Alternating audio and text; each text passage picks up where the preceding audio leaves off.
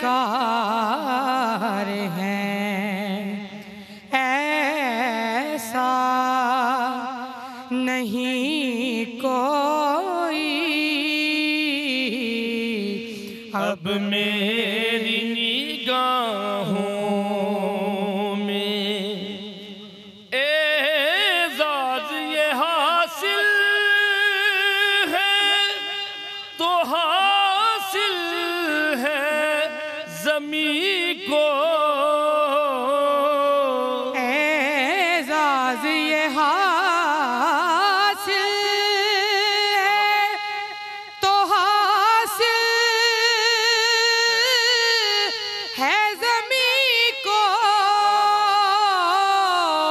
اعزاز یہ حاصل ہے تو حاصل ہے زمین کو، افلاک پہ تو گنبد خضرا نہیں کوئی، افلاک پہ تو گنبد، جنوں ویکھ کے ٹھر دیاں اکھیاں نے، جنوں ویکھ کے ٹھر دا سینہ، ربا تیری ساری دنیا جو بس کوئی شہر مدینہ ہے، افلاک پہ تو گنبد خضرا نہیں کوئی،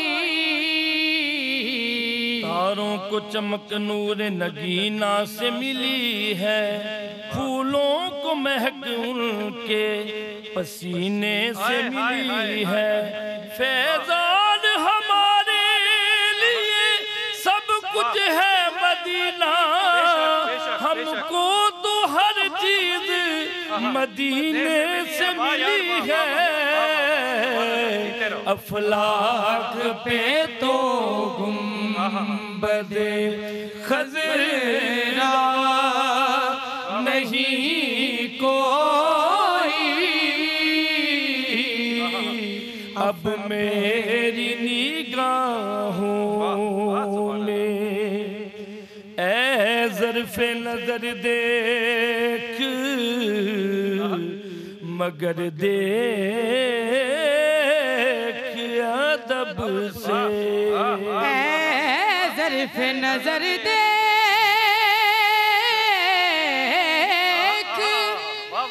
مگر دیکھ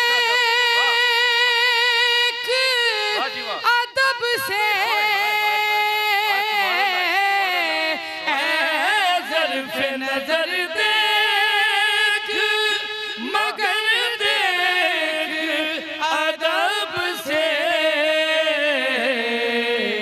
سرکار کا جلوہ ہے تماشا نہیں کوئی، سرکار کا جلوہ ہے تماشا نہیں کوئی، اب میری نگاہوں میں جچتا نہیں کوئی، جیسے میری سرکار ہیں، ایسا نہیں کوئی، اب میری نگاہوں میں۔ ماشاءاللہ ماشاءاللہ، مہر النساء زبیر رسول، اللہ تعالیٰ آپ کو سلامت رکھے اور یہ جوڑی اللہ تعالیٰ نصیب کرے. واہ کمال کمال کمال کمال, دل ہی آپ نے بدل دیا. السلام علیکم ورحمۃ اللہ وبرکاتہ. بسم اللہ الرحمن الرحیم. اللہم صلی اللہ محمد والی محمد. رب اشرح لی صدری ویسر لی امری واحلل عقدۃ من لسانی یفقہوا قولی. آمین. خواتین حضرات, آپ دیکھ رہے کتب آن لائن رمضان اسپیشل, اور میں ہوں بلال کتب. انہوں نے دل کی کیفیت بدل لی. بس اس کیفیت کے مطابق ایک جملہ کہہ کے پھر اپنے مہمانوں کی طرف جاؤں گا. بات کریں گے آج تاثراتوں پہ. حضرت بلال حبشی سے پہلی ملاقات میرے رسول پاک صلی اللہ علیہ وسلم کی کبھی. ہم سب سوچتے ہیں کہ وہ جب سیدہ خدیجہ کے گھر آئے, حضرت ابوبکر صدیق جب ان کو لے کر آئے تو تب ملاقات ہوئی. حضرت بلال حبشی نے جب وہ گورنر تھے تو انہوں نے اپنی خود آٹو بایوگرافی, یعنی کہ اپنی تاریخ انہوں نے خود جب لکھی تھی تو انہوں نے یہ واقعہ لکھا. انہوں نے کہا میں ایک یہودی کے پاس جب غلام تھا تو مجھے بخار ہو گیا اور مجھے اس نے کام دیا کہ میں جو کو پیسوں. تو مجھے بخار تھا, میں جو کو پیس نہیں سکا, تو وہ آیا میرے پاس. اور کسی شخص کو, آپ میں سے سننے والوں میں سے دیکھنے والوں میں سے, یہ احساس ہی نہیں ہو سکتا کہ جو ریگستان ہوتا ہے اس کی صبح کی گرمی کس قدر گرم ہوتی ہے اور رات کی سردی کس قدر سرد ہوتی ہے. یہ میں اس لیے کہہ رہا ہوں کہ یہ تجربہ میں نے کوہ طور پہ کیا کہ وہ لوگ کہتے تھے جیکٹیں لے کر جاؤ, لگتا ہی نہیں تھا کہ سردی ہو سکتی, لیکن وہ سردی نیو یارک, کینیڈا, امریکہ سے زیادہ سردی ہوتی ہے. کہتے وہ سردی میں میرا کمبل کیا اتارتا تھا, میری قمیض بھی اتار کے مجھے باہر رکھ دیتا تھا سزا کے طور پہ کہ اس نے, حضرت بلال حبشی نے جو نہیں پیسی. کہتے ہیں کہ ایک دن ایک دروازہ کھٹکا اور ایک بڑا روشن چہرے والا شخص جو ہے وہ میرے آیا دروازے پہ, اور اس نے کہا کہ آپ کون ہیں؟ انہوں نے کہا میں بلال حبشی ہوں, غلام ہوں اس یہودی کا. کہا اچھا تو تمہاری طبیعت خراب ہے؟ کہا ہاں خراب ہے, لیکن تمہیں کیا کام ہے؟ کہا کچھ نہیں, اگر تمہیں کوئی ضرورت ہو تو مجھے بتاؤ. انہوں نے کہا دیکھو, حضرت بلال حبشی کہتے دیکھو آپ جیسے بہت سے لوگ آتے ہیں, باتیں کرتے ہیں اور پھر چلے جاتے ہیں, کرتا کرتا کچھ نہیں ہے. مجھے بخار ہے اور یہ میں نے جو پیسنی ہے, کون کرے گا میرے لیے؟ کہا یہ سن کے وہ روشن چہرے والا, کیا خوبصورت لفظ استعمال کیا بلال حبشی نے, وہ روشن چہرے والا جو ہے وہ بھی چلا گیا. کہتے ہیں اب میری آس اور امید دنیا سے ختم ہو گئی کہ اب میری مدد کرنے کو کوئی نہیں آ سکتا. کہا کہ وہ تھوڑی دیر کے بعد روشن چہرے والا پھر آیا, اس کے ایک ہاتھ میں کٹورے میں گرم دودھ تھا اور ایک ہاتھ میں اس کے کھجوریں تھی. اس نے مجھے دودھ دیا, کھجوریں دی, اور اس کے بعد اس نے کہا کہ اب تم سو جاؤ. کہا یہ جو میں نے پیسنی ہے. کہا کہ بلال تم سو جاؤ, یہ جو تمہاری میں پیسوں گا. ایک دن گزرا, میرے نبی نے یہی کیا. 2 دن گزرے, میرے نبی نے یہی کیا. 3 دن گزرے, میرے نبی نے یہی کیا. پھر میں آپ سے یہ عرض نہ کروں کہ کچھ لوگ جو ہے نا وہ رسول کے صحابی تھے. یہ ان صحابہ میں سے ہے جو صحابہ بعد میں بنے اور عاشق رسول پہلے بنے. یہ عشق رسول جو ہے نا صلی اللہ علیہ وسلم, یہ ہے میرے نبی کی وہ سہولت اور آسانی جو ہم جیسے گناہ گاروں کے لیے اللہ نے طاق راتیں بھی رکھ دی, کمیاں پیشیاں رہ گئی ہیں. اب ان طاق راتوں میں مجھے تلاش کرو. آج میرے انتہائی محترم مہمان ضیاء اللہ شاہ بخاری صاحب, السلام علیکم ورحمۃ اللہ وبرکاتہ. میں نبی کے قربان کیوں نہ جاؤں, میرے نبی نے کیا کیا آسانیاں پیدا کی ہیں. خواجہ قطب الدین فریدی صاحب, السلام علیکم. حضور بہت وارم ویلکم, اور اپنے کردہ اور ناکردہ گناہوں پہ تمام پہ توبہ اور آپ سے معافی.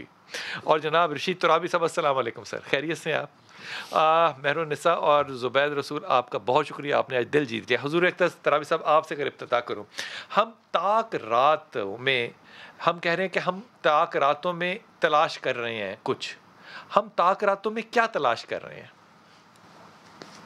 اعوذ باللہ من الشیطان الرجیم, بسم اللہ الرحمن الرحیم. الحمد لأہلہ والصلاة علی اہلہا. بسم اللہ الرحمن الرحیم. انا انزلناہ فی لیلۃ القدر وما ادراک ما لیلۃ القدر لیلۃ القدر خیر من الف شہر. بمقام اخری بسم اللہ الرحمن الرحیم. حامیم والکتاب مبین. انا انزلناہ فی لیلۃ مبارکۃ انا کنا منذرین فیہا یفرق کل امر حکیم. آپ نے جو موضوع رکھا ہے آج کے پروگرام کی مناسبت سے وہ لیلۃ القدر ہے. میں نے آپ کے سامنے تقریباً 6 آیات پڑھی ہیں.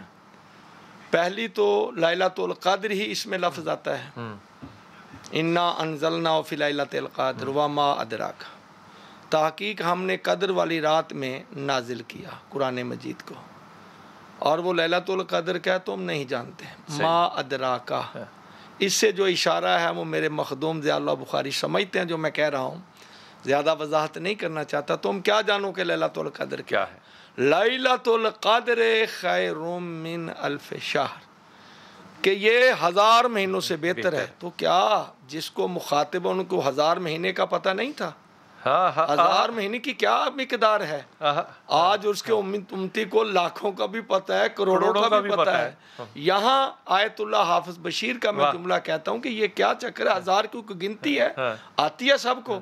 فرمایا عزیز من، عربی زبان کی یہ لطافت ہے، یہ فصاحت ہے، یہ بلاغت ہے کہ 1000 کے بعد ہر زبان میں ہندسے ہیں گنتی کے، اکائی دہائی سینکڑا ہزار آگے، لیکن عربی زبان کی لطافت یہ ہے کہ اس کے 1000 کے بعد کوئی گنتی کا ہندسہ نہیں۔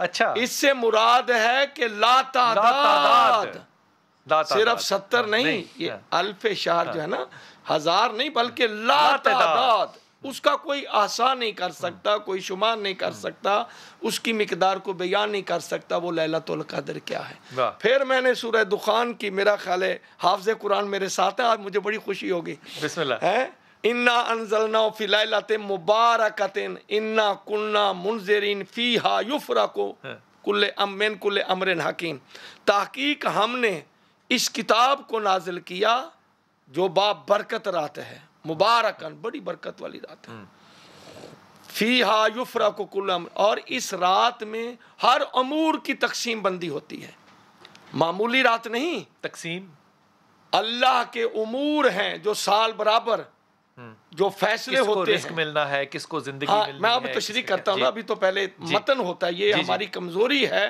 جو مدرسین ہیں یا عالم ہیں انہوں نے جاتی بات نہیں مانے، پہلے اس نے مقدمہ بتانا ہوتا ہے کہ ہر چیز کا ایک طریقہ کار ہے۔ بابرکت ہے رات جس میں ہم نے نازل کیا، اس رات میں ہوتا کیا ہے؟ من کل امر حکیم، اللہ کے امور کی حکمت کے ساتھ تقسیم بندی ہوتی ہے۔ اب یہاں پر میں مدد دیتا ہوں اعلیٰ حضرت امام احمد رضا بریلوی رحمۃ اللہ علیہ کی کنز العرفان فی تفسیر نور العرفان میں، وہ لکھتے ہیں جہاں تمام امور کا نظام حکمت کے ساتھ ہوتا ہے، بانٹا جاتا ہے، فرشتوں کو آرڈر ہوتا ہے، جتنے بھی امور، ان میں سے چار مین پوائنٹ ہیں جن پر زیادہ توجہ کی جاتی ہے۔ کیا؟ اس رات میں موت، حیات، رزق، اولاد، سب لکھا، جہاں دوسرے امور کی تقسیم بندی حکمت کے ساتھ ہوتی ہے وہاں مین 4 یہ نقطے ہیں۔ اس رات کس کی تقسیم ہوتی ہے؟ رزق، اولاد، موت، حیات، امور سارے ہیں، 4 کو انہوں نے لیا ہے کہ اس رات یہ بھی فیصلہ ہو جاتا ہے کہ اس سال کے اندر کیا کیا ہونا ہے، رزق کی تقسیم کا معاملہ، اولاد کا، موت کا، حیات کا۔ میں واپس آؤں اس بات پہ آپ سے، میں واپس آؤں گا اسی بات کو، آپ نے یہی رکھنا ہے کہ یہ 4 جو فیصلے ہیں یہ اللہ تعالیٰ اس رات اتارتا ہے۔ حضور اقدس اس رات میں ہم تلاش کیا چیز کریں؟ بسم اللہ الرحمن الرحیم۔ بلال بھائی آپ نے بڑی خوبصورت بات کی کہ تلاش کیا کریں تلاش؟ حضرت مولانا ابوالکلام آزاد رحمۃ اللہ علیہ کے ساتھ ہمیں بہت سیاسی اختلافات ہیں، لیکن علمی طور پر ان کی بعض چیزیں بہت ہی مسلمہ ہیں اور بڑی پیاری ہیں۔ ان میں سے ایک یہ وہ فرمایا کرتے تھے مسلمانان عالم کو مخاطب کر کے کہ تم شب قدر کو تو تلاش کرتے ہو، لیکن جس کی نسبت جلیلہ کی برکت سے اس کو یہ عظمت ملی ہے اسے کیوں نہیں تلاش کرتے؟ اور وہ وہی ہے جس کے بارے میں ابھی ترابی صاحب نے آیات بینات تلاوت فرمائی کہ ہم نے قرآن پاک کو اسی رات میں نازل کیا اور اس کی نسبت کی برکت سے ہم نے اسے شب قدر بنایا، لیلۃ مبارک۔ اللہ فرماتا ہے خیر من الف شہر، 1000 مہینے کی عبادات ایک طرف ہوں اور شب قدر کے اعمال ایک طرف ہوں تو وہ بہتر ہے، برابر نہیں ہے، افضل ہے، اعلیٰ خیر کا مطلب ہوتا ہے۔ تو یقیناً قرآن پاک کو اگر ہم تلاش کر لیں اور صاحب قرآن محمد مصطفیٰ علیہ السلام انہیں ہم تلاش کرنے میں کامیاب ہو جائیں تو بلا شبہ ہماری تو ہر رات اللہ شب قدر کی رات بنا دے گا۔ یہ طاق کیوں ہے؟ طاق راتیں کیوں ہیں؟ وہ نبی پاک علیہ الصلوۃ والسلام نے ارشاد فرمایا کہ ان اللہ وطر یحب الوطر، میرا اللہ خود ایک ہے نا، اور ایک کا ہنسا جو ہے یہ طاق ہے، 1 3 5 جس تو آپ فرماتے فلتمسھا فی الوطر من العشر الاواخر من رمضان، شب قدر کو تلاش کرو ماہ رمضان کے آخری عشرے کی طاق راتوں میں 21ویں 23ویں 25ویں 27ویں کوئی بھی ہو سکتی 29ویں ان میں سے یعنی امام ابن حجر رحمۃ اللہ علیہ نے اس پہ بڑی بحث کی ہے فتح الباری کے اندر کہ یہ منتقل ہوتی رہتی ہے، کبھی اس رات میں کبھی اس رات میں کبھی اس رات میں. یہ اللہ کی حکمت ہے اس میں تاکہ مسلمان تلاش کرتے یہ پورا عشرہ جو ہے نا عبادات میں مصروف رہے، اللہ کے ساتھ اپنے تعلق کو مضبوط کرے. اور یہ شب قدر کی نبی پاک صلی اللہ علیہ وسلم نے جو بات بیان کی ہے نا، اور اس کی عظمت یہ بیان کی کہ من قام لیلۃ القدر ایمانا واحتسابا غفر له ما تقدم من ذنبه. شب قدر میں بندہ چند نوافل پڑھ لے، اللہ کے رسول فرماتے ہیں میں ضمانت دے رہا ہوں اللہ اس کے پچھلے سارے گناہوں کو معاف کر دیتا ہے. اور جب گناہ معاف ہوتے ہیں نا جی، آپ یاد رکھیے آقا فرمایا کرتے تھے رب اغفر وتب علیہ، جب معافی اللہ سے مل جاتی ہے تو سارا کچھ ہی مل جاتا ہے، رحمتیں مل جاتی ہیں. یہ امت مسلمہ کی یہ عظمت ہے نبی پاک صلی اللہ علیہ وسلم سے نسبت جلیلہ کی برکت سے. عاملہ قلیلاً وہ اجر کثیراً، عمل کم کرتی ہے اجر اللہ کہیں زیادہ ملتا ہے. خواجہ صاحب معافی کے ساتھ میں بریک سے واپس آ کے تو آپ سے بات شروع کروں گا. وقفے پہ جا رہے ہیں، واپس آ رہے ہیں اور دو باتیں کریں گے. ایک یہ جو رزق ہے وہ یہ خاص طور پہ جو 4 چیزیں علامہ صاحب نے بتائی، ترابی صاحب نے، یہ چیزیں اس سال اس شب میں لکھی جاتی ہیں اور اتاری جاتی ہیں. اور پھر یہ جو شب ہے یہ مسلمانوں کے اگر عبادت انسان کر لے اور شب مل جائے تو گناہ معاف ہو جاتے ہیں. اور وہ کون سے گناہ ہیں جو معاف نہیں ہوتے؟ واپس آئیے.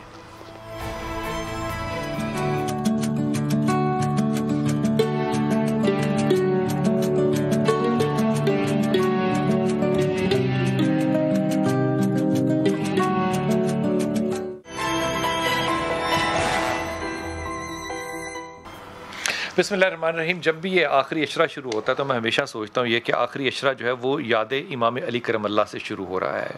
ظاہر ہے اللہ نے کوئی حکمت تو رکھی ہوگی، یہ محض اتفاق تو نہیں ہو سکتا. یہ 21 ہو گئی، 25 ہو گئی، 27 ہو گئی، 29 ہو گئی، 23 ہو گئی. ہم ان راتوں میں خواجہ صاحب تلاش کرنا کیا چاہ رہے ہیں؟ اللہ کی قربت کو، اپنے گناہ بخشانا چاہ رہے ہیں؟ کیا چیز ہے جو کہ ہم کہتے ہیں کہ یہ شب مجھے مل جائے؟ وہ کیا ملنا ہے مجھے؟ جی بسم اللہ الرحمن الرحیم. بہت شکریہ. ابھی بڑی خوبصورت گفتگو ہوئی ہے، میرے دائیں بائیں مقررین نے بڑی خوبصورت گفتگو کی ہے. اور اس کا جو نتیجہ خلاصہ جو مختصر سا میں عرض کروں گا کہ انہوں نے فرمایا کہ اس میں رزق بھی تقسیم کیا جاتا ہے اور بھی بہت سی برکتیں ہوتی ہیں. ایک بات تو میں یہ عرض کروں گا صوفیاء کے حوالے سے کہ اے خواجہ چے گوئی ز شب قدر نشانی. اس میں چے گوئی ز شب قدر نشانی، اس میں شب قدر ہے ان طاق راتوں میں. اس کی نشانی کیا ہے؟ ہر شب قدر است اگر قدر بدانی. سبحان اللہ. اگر تو قدر جانے تو ہر رات شب قدر ہے. اگر تو قدر جانے، اگر تو قدر جانے تو ہر رات شب قدر ہے. شب قدر کو اس میں مخفی اس لیے رکھا گیا ہے، چھپا کے رکھا گیا ہے تاکہ ہر رات کی قدر کی جائے. واہ. اس لیے چھپا کے رکھا گیا. ٹھیک. اگر ایک رات بتا دی جاتی تو دوسری رات آسان ہو جاتا کام، دوسری ایک رات جاگ لیتے، دوسری راتوں میں نہ ہوتا. اچھا اب یہ جو ہے اس میں ایک اور بات اس حوالے سے میں آپ کو عرض کروں گا کہ جو رزق کے حوالے سے بات ہو رہی تھی، فرماتے خردش بدے کنجش کو کبک و حمام. تم کھانا کھلاؤ چڑیا کو بھی، کبک کو بھی، کبوتر کو بھی. کیوں کہ یک روزت افتد ہمائے بادام، کہ ایک دن ہما تیرے جال میں آ جائے گی.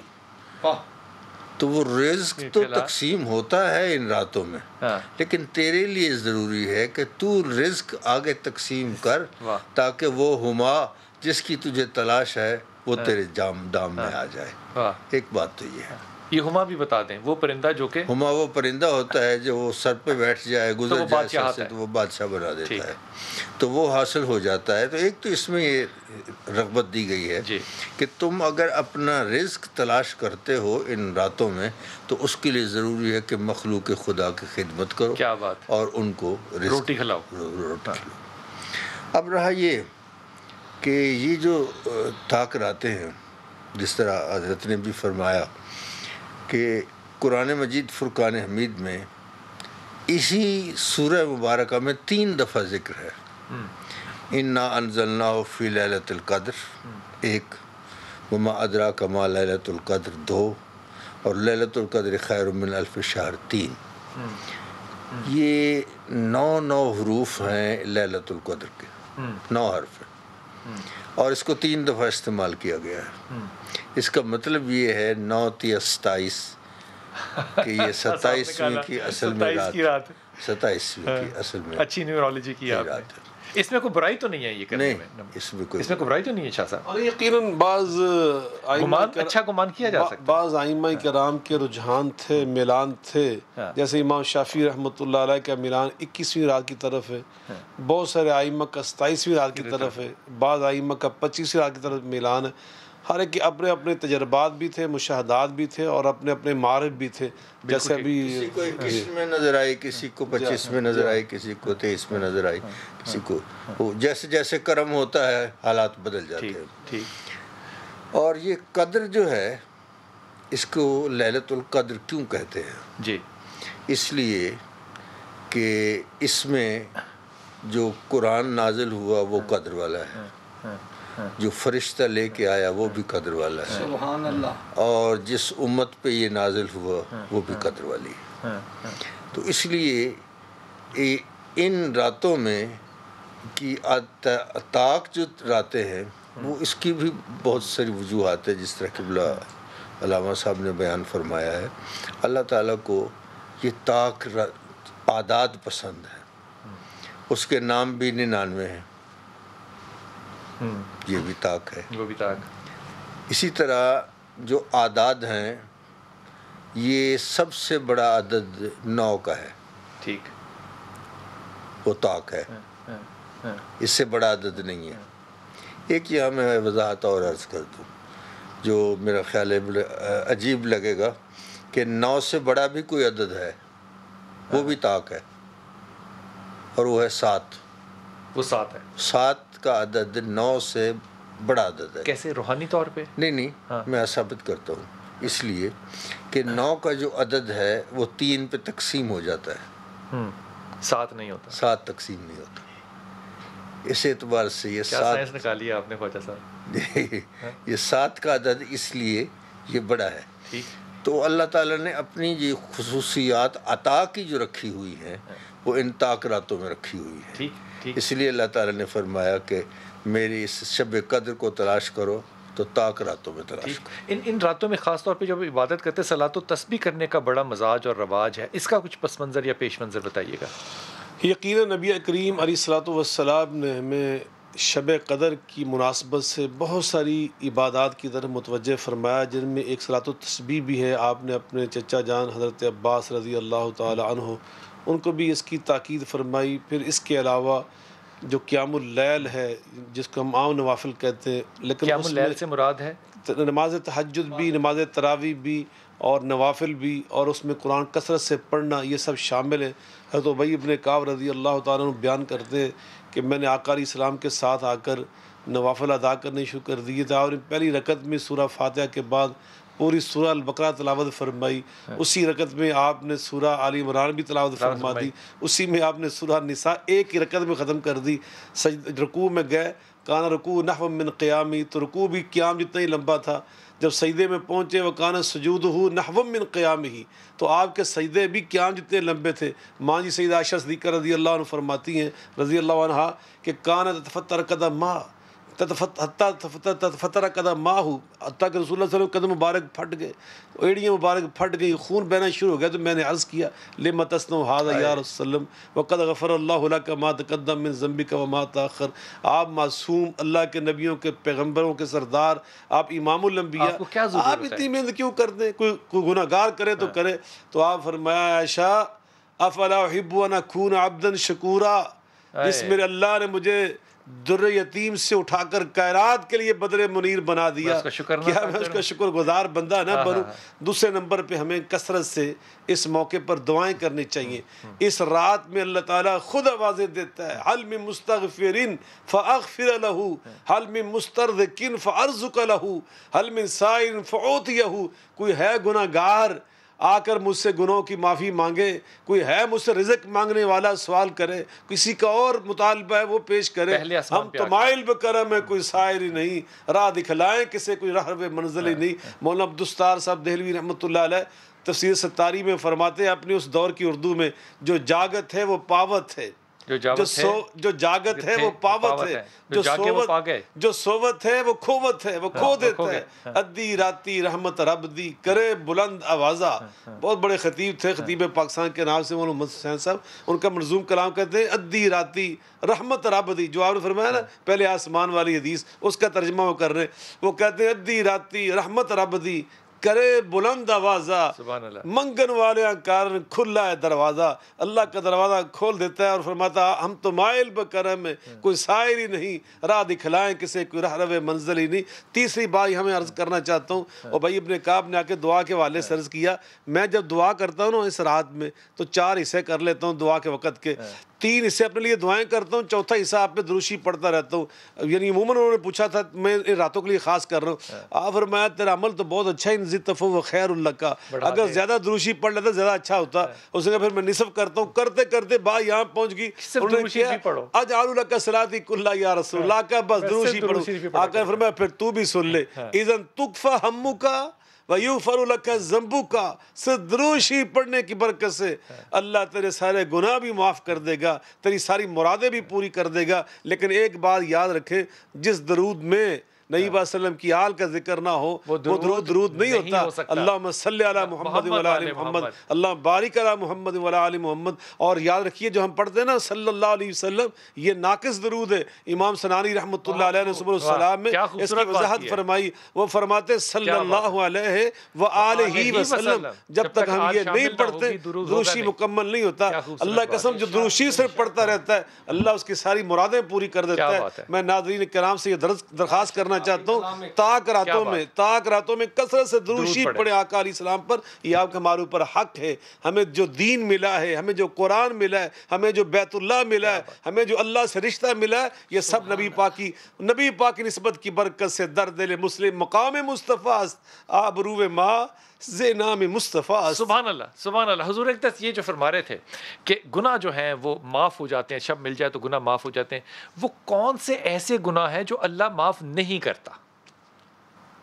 جس کی بسم اللہ الرحمن الرحیم اللہم صلی علی محمد و آل محمد، بات یہ ہے کہ کچھ ایسا گناہ ہے جس کی خود ذات خدا نے نہیں فرمائی ہے اور نبی کے سلطان نے ہمیں فرمایا ہے۔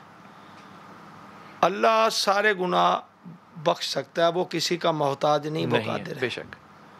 لیکن نبی اکرم حضرت محمد مصطفیٰ صلی اللہ علیہ وآلہ وسلم فرمایا شرک کے علاوہ اللہ سب گناہ معاف کر دے گا، شرک نہیں معاف ہوگا، اللہ کی ذات شرک معاف۔ ایک حدیث قدسی آپ کو ہدیہ کروں، بسم اللہ۔ حدیث اس طرح سے میں اس کا متن نہیں جانتا، لیکن میں اس کا تاثر جو ہے وہ آپ کو مفہوم جو ہے وہ آپ کو عرض کر رہا ہوں کہ اللہ تعالیٰ فرماتے ہیں کہ اگر سارے نبی بھی اکٹھے ہو جائیں اور دعا کریں تیرے لیے اور تو اپنے ماں باپ کا نافرمان ہو تو مجھے اپنے ذل جلال ہونے کی قسم ہے میں تجھے معاف نہیں کروں گا۔ بے شک یہ حدیث ہے، پکی ہے، یہ حقوق العباد پہلے من جملہ بات آ رہی ہے کہ اللہ کی قادریت ہے، وہ جس کو چاہے بخش دے، وہ کسی کا محتاج، ساتھ میں نے دوسری کہہ دی۔ باقی حقوق العباد میں جو سب سے پہلے چیز ہے جہاں پر اللہ تعالیٰ نے اپنی بندگی کا ذکر فرمایا ہے 4 مقامات پر، ویسے تو 11 مقام ہیں، 4 مقامات ایسے ہیں جہاں پر اللہ کہا کہ میری تسبیح و تقدیس کرو وبالوالدین احسانا۔ اللہ نے اپنی بندگی کے بعد، اپنی توحید کے بعد ہمیں حکم دیا کہ اپنے والدین کے ساتھ نیکی کرو۔ نہ نماز کا ذکر کیا، نہ روزے کا، نہ حج کا، نہ زکوٰۃ، نہ جہاد کا، اپنی بندگی، اپنی ربوبیت، اپنی وحدانیت کے بعد کہا کہ اپنے والدین کے ساتھ نیکی کرو۔ اور اس میں کوئی شک نہیں، حضرت امیر المومنین علی ابن ابی طالب علیہ السلام فرماتے ہیں او بندہ صرف ہماری ولایت پر ہی یقین رکھ کر آگے اپنے آپ کو تباہ نہ کرنا۔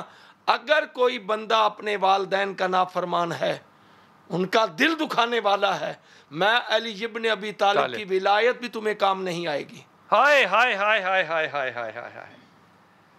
आशिकाना बातें और हैं जो खुद मासूम फिर फरमाया अगर कोई हमारी विलायत के बल बोते पर नमाज को हकीर जानता है, रोजे को हकीर जानता है, उसका हमारे से वास्ता ही क्या है। क्या बात है, क्या बात है।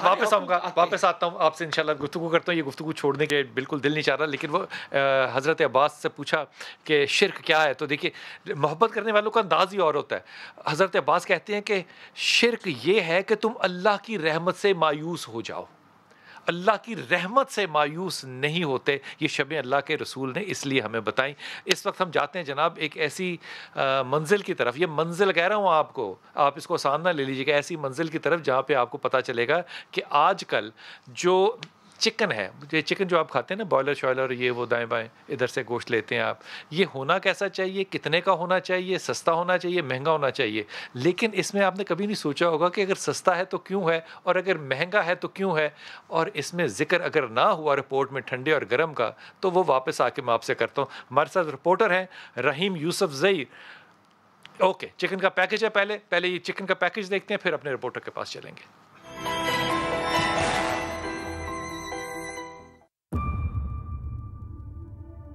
2 किलो की ताजा सेहतमंद मुर्गी सिर्फ 250 रुपए किलो।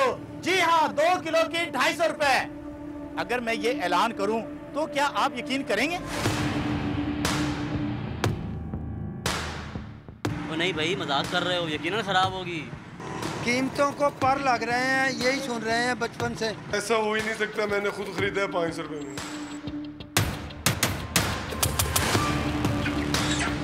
चिकन की कीमतों को मुनाफाखोरी के पर कौन लगाता है, समझाता हूँ। अंडे से निकला चूजा, कीमत थी 50 रुपए दाना, लेकिन उसे मिली एक ऐसी जगह जिसने उसकी किस्मत बदल दी। हर नए दिन के साथ उसका वजन बढ़ा और कीमत भी। 40 दिन तक उसने 150 रुपए का खाना खाया। दवाई और मजदूरी पर लगे 25 रुपए, और यूं 2 किलो की मुर्गी 220 से 225 रुपए में तैयार हो गई। लेकिन बिकेगी 440 से 450 रुपए की, तो हुआ ना 225 रुपए के लगभग का मुनाफा। यानी मुर्गी का हर दूसरा या तीसरा किलो वजन फार्मर का इजाफी मुनाफा है, जिसे मजीद 250 रुपए किलो के हिसाब से बेचा जाएगा। एक दिन का चूज़ा 50 रुपए का तकरीबन मिलता है, और 30 से 35 दिन में या 40 दिन में तैयार हो जाता है। ब्रायलर की मेडिसिन है ना, वो तकरीबन, और साथ इसमें 2 चीज़ें और आ जाती हैं। जो लेबर है फार्म की, वो उसको मिला के और बिजली के बिल वगैरह मिला के ये 25 से 30 रुपए रूटीन का खर्चा आ जाता है। होलसेलर और डीलर जिंदा मुर्गी 240 से 260 रुपए किलो बेच रहे हैं। ट्रांसपोर्ट खर्चा 5 रुपए इसके अलावा है। यूं 1 किलो पर मुनाफा 20 से 30 रुपए बनता है। जिंदा मुर्गी हम 240 रुपए किलो जिंदा लेके आ रहे हैं और 260 रुपए बेच रहे हैं। अगर गोश्त खरीदा जाए तो इसमें दुकानदारों को 30-40 रुपए की मजीद बचत हो जाती है।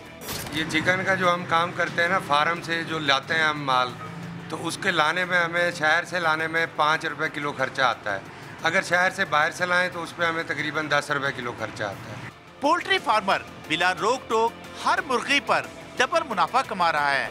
अगर जायज मुनाफा लिया जाता तो आप तक 2 किलो वाली जिंदा मुर्गी 250 रुपए में मिलती। अरशद खान, समा, झंग।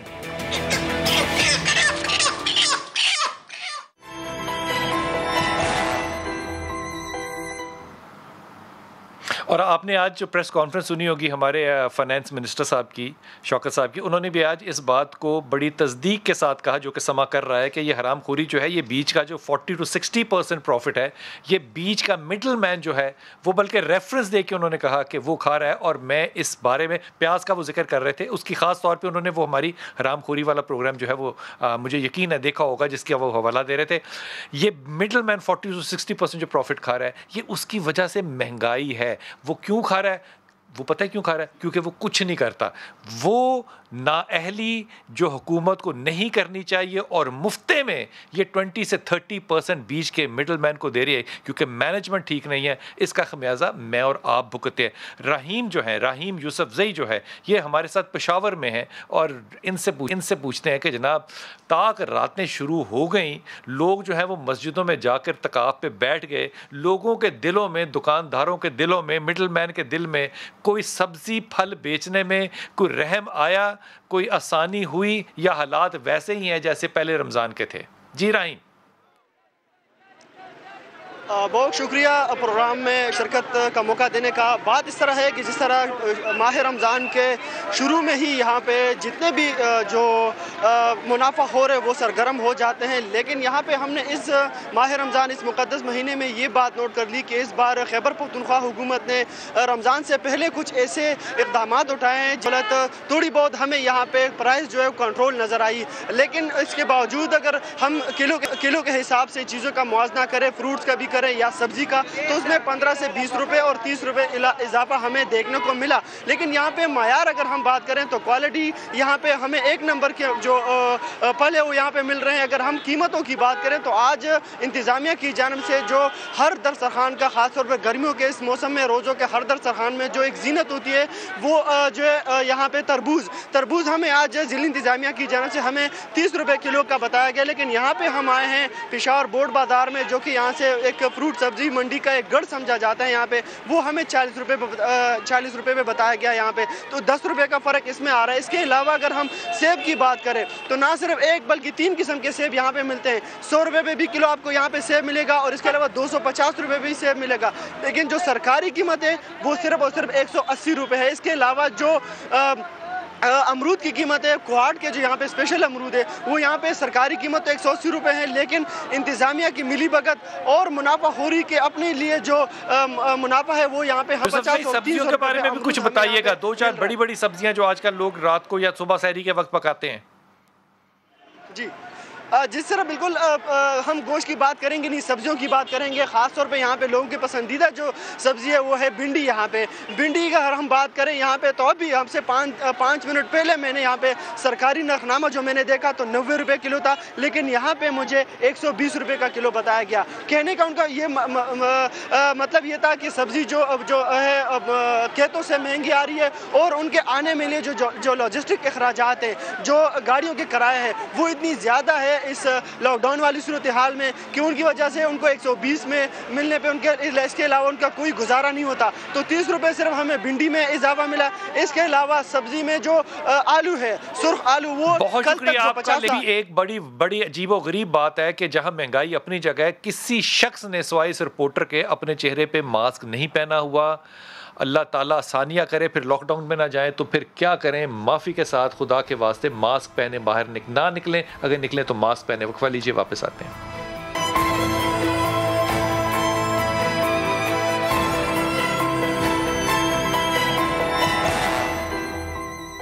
خوشبو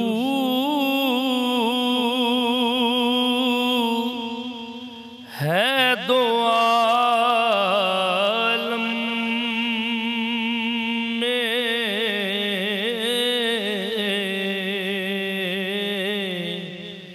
تیری ہی ہے گل چیدہ، کس منہ سے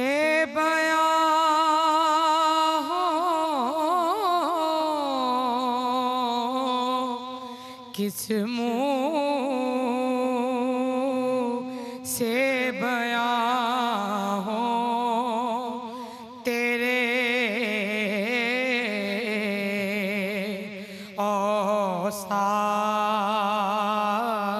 حمیدہ، تجھ سا کوئی آیا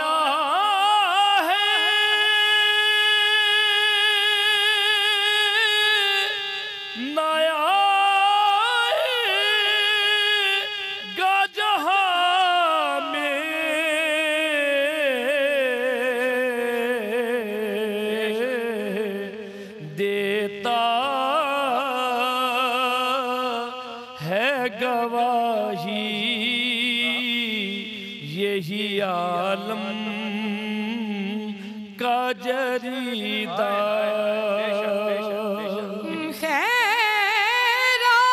خیرات مجھے اپنی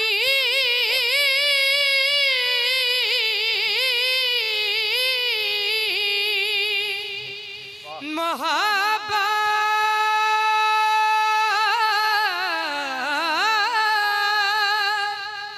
کی عطا کر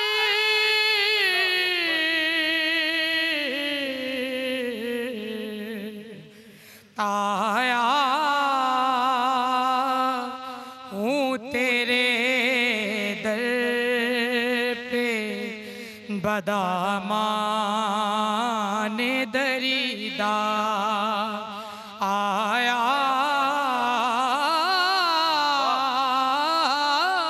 ہوں تیرے در پہ بدامان دریدہ یوں دور ہوں طائب میں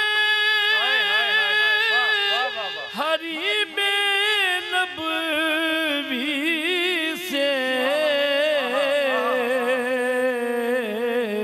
یوں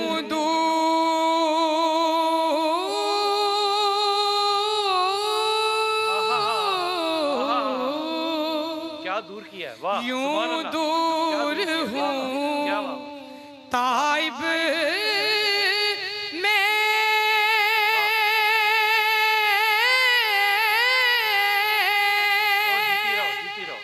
حریم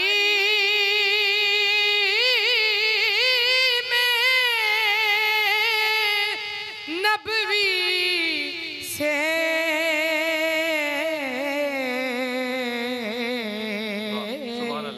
صحرا میں ہو جس طرح کوئی شاخ بریدہ صحرا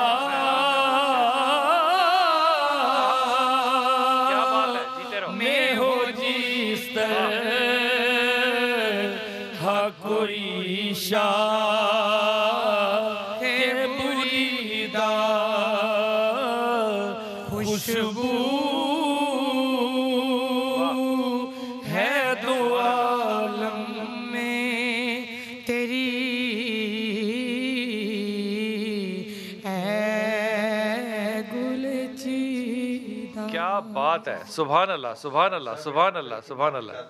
جی بسم اللہ. یہ جو مقطع ہے نا، جی جی بسم اس کی اللہ. تھوڑی سی میں وضاحت عرض کرنا چاہتا ہوں کہ جب قافلہ روانہ ہوتے ہیں نا سرکار کے حضور حاضری دینے کے لیے، تو راستے میں انہیں ضرورت ہوتی ہے کچھ پکانے کی، کوئی چیز کی، تو وہ کسی کوئی شاخ کو توڑتے ہیں، اس کو جلاتے ہیں اور اپنا کام کر کے اس کو سلگتا ہوا چھوڑ کے چلے جاتے ہیں. ہائے ہائے ہائے ہائے ہائے قربان جائیے، اس چیز کو بیان کیا کیا. بات ہے کیا بات ہے، وہ سلگتی رہتی ہے. یوں دور ہوں طائب میں حریم نبوی سے، صحرا میں ہو جس طرح کوئی شاخ برید. یہ پھر پڑھنا، یہ شعر پھر پڑھنا. واہ واہ واہ واہ. یوں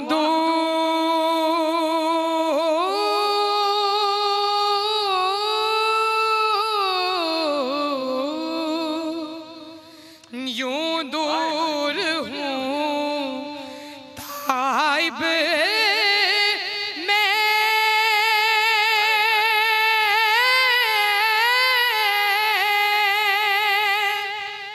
حریم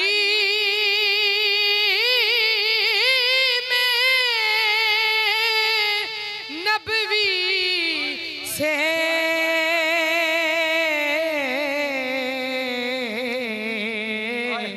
صحرا میں ہو جس طرح کوئی شاخ بریدہ صحرا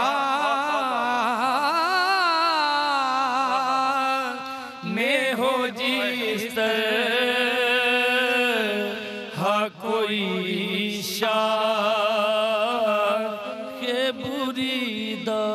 سبحان اللہ سبحان اللہ. وہ شاخ جو کہ پیچھے جلتی چھوڑ کے چلے جائے. ہائے ہائے کیا بات، کیا بات. ہاں ہاں ہاں.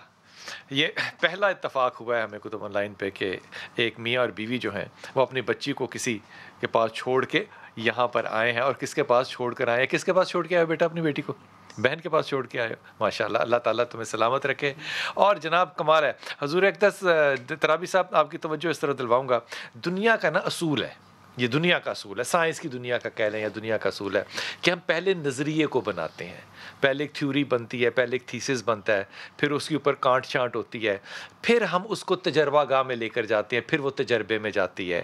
کوئی بھی چیز ہو، دنیا کا یہ اصول ہے. لیکن اللہ کا اصول کمال عجب ہے میرے محمد کے لیے. پہلے جو ہے وہ تجربہ کر کے ماڈل دکھا دیا، یہ ہے، یہ کردار ہے. جو نظریہ ہے قرآن وہ بعد میں آیا کہ یہ نظریہ تھا، یہ تمہارے پاس کتاب آ گئی، یہ میں نے تمہیں ایک تجربے میں بنا کر جو مسلمہ ایک حیت ہے وہ دکھا دی. اس لیے کہتے ہیں کہ وہ قرآن کتاب کا ہے اور یہ کتاب قرآن جو ہے یہ مدینے کی گلیوں میں چلتا پھرتا ہے. ہم کیا کوئی عبادت کسی قسم کی، چاہے وہ نفلی ہو یا سنت ہو یا کوئی ہو، دل میں محبت رسول پاک صلی اللہ علیہ وسلم کے بغیر ادا کریں تو کیسا ہے؟ آپ نے بہت ہی اچھا اشارہ کیا مادی دنیا کا اور حقیقی دنیا کا. جو خود نبی اکرم کی مکی زندگی ہے 40 سالہ، وہ آپ بغور دیکھیں تو وہاں ایسا ماڈل عالم بشریت میں اللہ نے اپنے نمائندے کو پیش کیا. وہ جو اجڑ، گنوار، نااہل، سنگلاخ زمین پر بسنے والی مخلوق تھی، جن میں ہر کائنات کی برائی تھی، چور تھے، ڈاکو تھے، ہر طرح کی برائی، نام بھی نہیں لیا جا سکتا. لیکن وہاں اللہ تعالیٰ کے حبیب کا جو کردار ہے کہ انہی لوگوں سے منوایا کہ یہ صادق بھی ہیں، امین بھی ہیں، یہ صادق بھی ہیں، امین بھی ہیں. اور جب لوہا منوایا گیا تو پھر تصدیق کے لیے کہ میں نے اس کے بعد چونکہ ایک پیغام خدا بندی دینا ہے، ایک دعوت حق دینی ہے، جو دعوت حق دنیا میں بھی فائدہ دے گی اور آخرت میں بھی. اور کوہ ابو قبیس کی طرف اشارہ کر کے کہتے ہیں، او اتبا، او شیبہ، او ربیہ، او ابو جہل وغیرہ جتنے تھے، کہ اگر میں کہوں کہ اس پہاڑ کے پیچھے ایک لشکر جرار آ رہا جو تمہاری بستی کو تہس نہس کر دے گا، تو آپ کا میرے اس بات کے بارے میں کیا رویہ ہے؟ وہ کہتے ہیں آپ سچ فرماتے ہیں، کیونکہ سچ کے سوا ہم نے آپ کو دیکھا ہی نہیں دیکھا. 3 بار یہ تکرار کے بعد کہا کہ اب جب میں نے آپ کو کہا اور آپ وہاں گئے کوہ ابو قبیس کے پیچھے اور وہاں آپ کو لشکر نظر نہ آیا، تو پھر آپ کا رویہ میری ذات کے بارے میں کیا ہوگا؟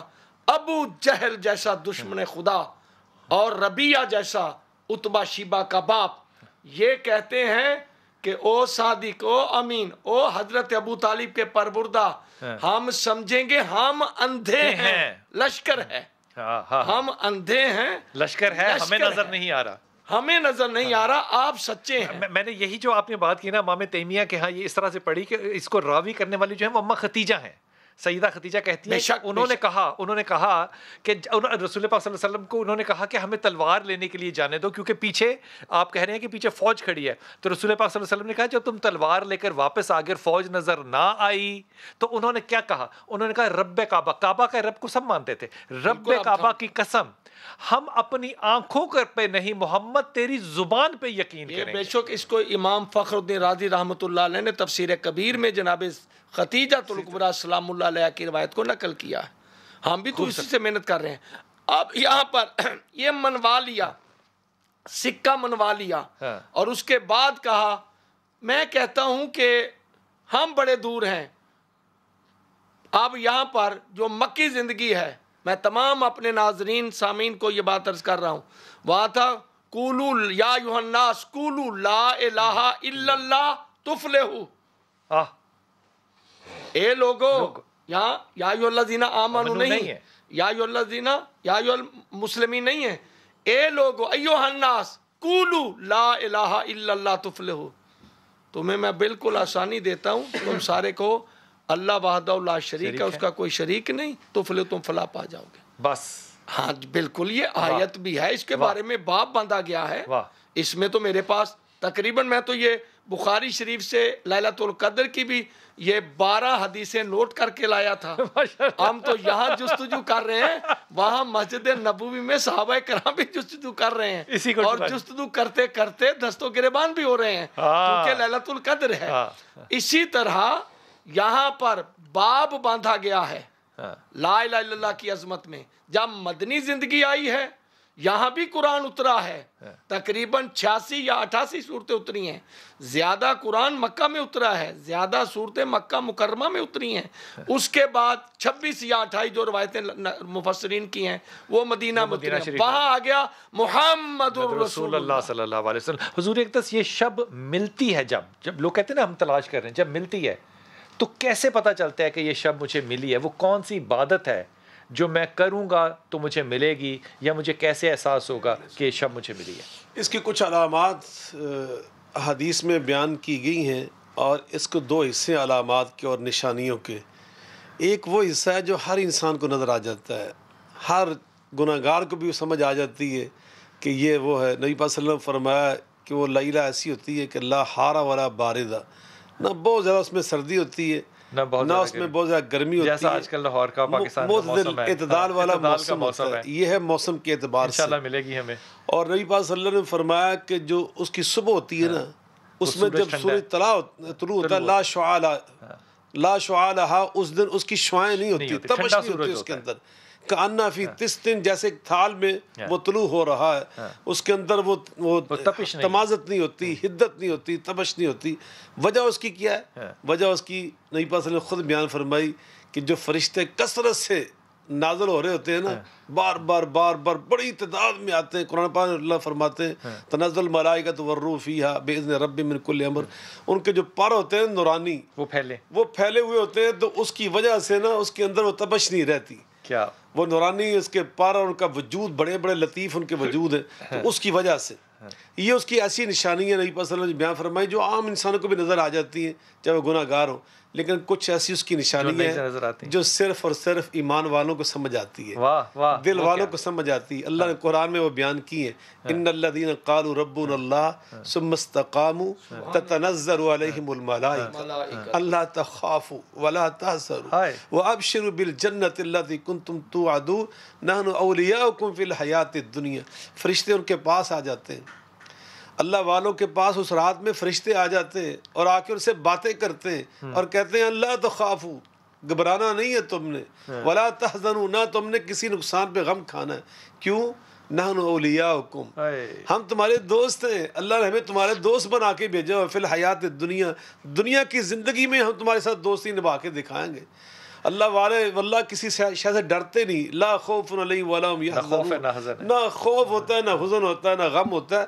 تو وہ اللہ والوں سے جب آگے باتیں کرتے ہیں نا بلال بھائی، ان کی جو گفتگو ہوتی ہے، یہ روحانی بات نہیں ہے، یہ عملی بات ہے، عملی بات ہے. اور یہ وہ سن لیتے ہیں، وہ دل کے کانوں سے سنتے ہیں، دل کی آنکھوں سے ان کو دیکھتے ہیں، ان کو محسوس کرتے ہیں. اور جب وہ محسوس ہوتا ہے نا، وہ بھی نبی پاک نے حدیث پاک بیان کیا اور اللہ نے قرآن میں بھی اس کو بیان کیا، تقشعر، ان کے جو رونگٹے ہوتے ہیں کھڑے ہو جاتے ہیں. انسان کے اوپر ایک عجیب کیفیت طاری ہو جاتی ہے، دل انسان کا نرم ہو جاتا ہے اور اس کی آنکھوں میں نمی آ جاتی ہے.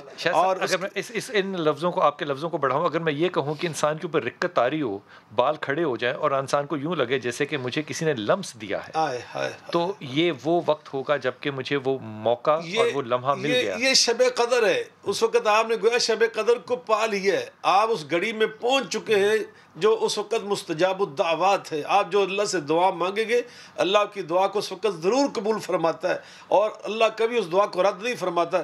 نبی کریم علیہ الصلوۃ والسلام نے اس موقع پہ جو فرمایا نا، میں ناظرین کرام کی خدمت میں ایک جملہ نہیں پر عرض کرنا چاہتا ہوں کہ ثلاث دعوات لا ترد. 3 بندے ایسے اللہ کی دعا کبھی رد نہیں کرتا. ان میں فرمایا دعوت الوالد، جب والد اپنی اولاد کے لیے دعا کرتا ہے اللہ اس کو کبھی رد نہیں کرتا. میں اپنے تمام بھائیوں سے جن کو اللہ نے اولاد دی ہے، میں سب سے عرض کرنا چاہتا ہوں، آپ جتنے مرضی گناہ گار ہو میری طرح، لیکن اس رات میں ضرور کوشش کریں اپنی اولاد کے لیے دعا مانگنے کی. اللہ ہماری اولاد کو صالح پرہیزگار بنا دے اور اپنی مخلوق کے لیے نفع بخش بنا دے، اور اپنے علاقے کے لیے، اپنے خاندان کے لیے اللہ کو باعث برکت بنا دے. آمین ثم آمین. حضور اقدس آپ نے فرمایا کہ 9 ویسے تو بڑا ہے لیکن 7 چھوٹا ہے، لیکن 7 بڑا ہے کیونکہ وہ تقسیم نہیں ہوتا. جو تقسیم ہو جائے وہ چھوٹا ہے. یہ بڑا فلسفیانہ بات ہے، اس پہ کوئی دو رائے نہیں ہے. یہ جو شب ہے، صوفیہ اکرام اس میں کوئی خاص عمل، کوئی خاص وظیفہ، کوئی خاص نفل یا خاص تراویح کیا کرتے ہیں؟ جی جناب والا، ایک تو جس طرح آپ نے وقت کی تقسیم کار کی ہے اس کے پیش نظر مجھے بڑا شارٹ کر کے کچھ چیزیں ضروری آپ تک پہنچانا چاہوں گا.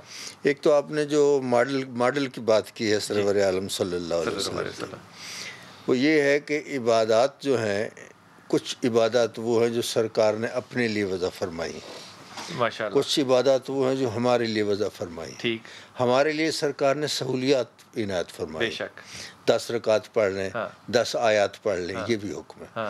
اور سرکار نے اپنے لیے جو کچھ کیا وہ آسانی نہیں کی. اس طرح کے قرآن پاک جتنا نازل ہوا ہے، پہلے تو میں آپ کو وہ ایک شعر سنانا چاہتا ہوں جو آپ نے ماڈل کے حوالے سے بات کی ہے کہ مصحف کو، قرآن شریف کو، مصحف کو نہ کیوں ناز ہو اس صورت پر، قرآن سے پہلے یہ کتاب آئی ہے. ہائے ہائے ہائے ہائے ہائے ہائے ہائے ہائے ہائے، واہ واہ واہ واہ واہ واہ تراوی صاحب، کیا بات ہے، واہ واہ واہ واہ. مصحف کو نہ کیوں ناز ہو اس صورت پر. رک جائیے وہ مزہ تو لینے دے. واہ واہ واہ واہ واہ، کیا خوبصورت بات کی ہے حضور. اب ذرا ٹھہر ٹھہر کے سنائیے. کیا مصحف کو نہ کیوں ناز ہو اس صورت پر، قرآن سے پہلے یہ کتاب آئی ہے. اب کتاب کا جب ذکر ہوتا ہے ذالک الکتاب لا ریب فیہ، اس کا ترجمہ علماء سے جو ہم سنتے ہیں اس کا ترجمہ یہ بتایا جاتا ہے یہ وہ کتاب ہے جس میں کوئی شک نہیں. اس میں اشارہ ایک ہے ذالک، جس کا معنی ہوتا ہے وہ، بے شک، جس کا معنی ہوتا ہے وہ. جب ہم ترجمہ کرتے ہیں تو کہتے ہیں یہ وہ کتاب ہے، اس میں اشارہ ایک ہے، ترجمے دو ہیں. تو یہ تو غلط ہے کہ اشارہ ایک ہے اور ترجمے دو ہیں. اس کا مطلب قربان جاؤں، کیا بات میں لفظ بڑھا دیتا ہوں پیر صاحب کے لیے کہ قرآن مجید میں اللہ تعالیٰ ارشاد نے ہر رسول کے ساتھ کتاب کو بھیجا. میں نے ہر نبی کے ساتھ کتاب کو بھیجا. وہاں بھی الکتاب ہے، یہاں بھی الکتاب ہے. یہ بھی پیر صاحب الکتاب کی بات کر رہے ہیں. یہ ہے قرآن سے پہلے الکتاب. کیا بات ہے. تو میں عرض یہ کرنا چاہ رہا تھا کہ اس کا ترجمہ جو صوفیاء نے کیا ہے ذالک الکتاب لا ریب فیہ کا، انہوں نے کہا ہے کہ یہ 30 پاروں کی کتاب ہم سے کہہ رہی کہ لوگوں وہ کتاب جس پہ میں نازل ہوئی نا لا ریب فیہ، اس میں کوئی شک نہیں. کیا بات ہے، اس میں کوئی شک، اس میں کوئی شک نہیں. جس پہ میں نازل ہوئی ہوں، اصل قرآن وہی ہے، اس پر اس میں کوئی شک نہیں. تو حضور نے جو حضور کے پیر صاحب کی اس بات سے پوری فٹ آتی ان خلق نبی اللہ کان القرآن، یہ قرآن نبی پاک کے اخلاق اور سیرت کو بیان کر رہا ہے. تو اب جو حضور نے جو اپنے لیے عبادات وضع فرمائی ہیں وہ یہ ہے کہ قرآن مجید جتنا نازل ہوا ہے یہ حضور کی اداؤں پہ نازل ہوتا ہے. سبحان اللہ. سارے کا سار قرآن حضور کی اداؤں پہ نازل ہوتا ہے. ایک ادا حضور کی یہ ہے کہ کمبل اوڑھ کر سرکار تشریف فرما ہے، یہ ادا اللہ کو پیاری لگی، فرمایا یا ایھا المزمل. اور پھر فرمایا محبوب بیٹھے ہوئے اتنے پیارے لگ رہے ہو، اگر کھڑے ہو جاؤ تو کیسے پیارے لگے. فرمایا قم اللیل، رات میں کھڑے ہو جائیے. پھر اتنے کھڑے ہو گئے حتیٰ تورمت قدمہ ہو، حضور کے قدم مبارک متورم ہو گئے. پھر فرمایا الا قلیلا، یہ بھی میں دیکھنا چاہتا ہوں مگر کچھ کم تو کیجئے نا. پھر فرمایا بات ختم ہو سکتی تھی، فرمایا نصف ہو، اس کو آدھا کر لو. پھر فرمایا اوین قسمن ہو قلیلا، اس سے زیادہ کم کر لو، اور زد علیہ، یا اس سے زیادہ کر لو. یہ تمام مختلف ادائیں ہیں جن پر قرآن پاک نازل ہوا. اور پھر اس میں خاموشی تھی، حضور خاموش ہے. تو اللہ نے فرمایا محبوب تیری خاموشی اتنی پیاری لگتی ہے، اگر بولو گے تو کیسے پیارا لگو گے. ورتل القرآن ترتیلا، ذرا قرآن کی تلاوت تو کیجئے میں دیکھوں. جب سرکار بولتے ہیں اللہ فرماتا ہے وکیل ہی مجھے اس کے بولنے کی قسم ہے، 1 لکھ دیں دے 2 لکھ دے سا 1 واری چا بول. سبحان اللہ سبحان اللہ سبحان اللہ سبحان اللہ سبحان اللہ. وقفے پہ جاتے ہیں جناب، واپس آتے ہیں. واہ واہ واہ، سبحان اللہ.